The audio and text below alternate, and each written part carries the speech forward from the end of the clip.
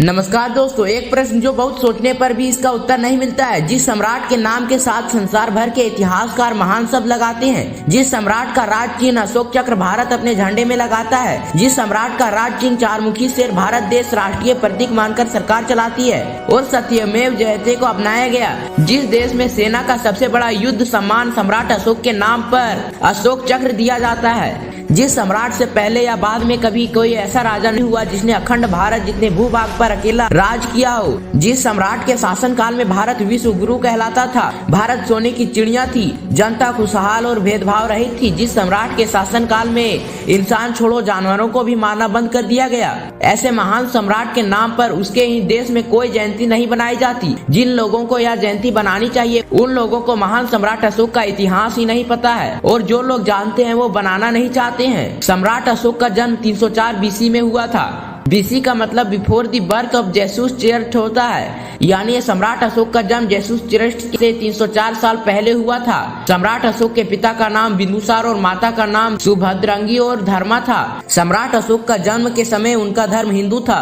पर कलिंग युद्ध के बाद सम्राट अशोक ने अपना धर्म बदल लिया। कलिंग युद्ध में 1.5 लाख औरतें मारे गए थे। कलिंग युद्ध के बाद सम्राट अशोक का हृदय परिवर्तित हो गया था। सम्राट अशोक की जयंती के लिए दी इंटरनेशनल बुद्धिस्ट कॉन्फेडरेशन IBC ने केंद्र सरकार से आग्रह किया कि सम्राट अशोक के जन्मदिन 14 अप्रैल को नेशनल हॉलिडे के रूप में घोषित कर दिया जाए। IBC सेक्रेटरी जनरल लामा लोब्जंग ने कहा कि वे 14 अप्रैल को दिल्ली में एक सांस्कृतिक समारोह का प्रस्ताव पारित किए थे।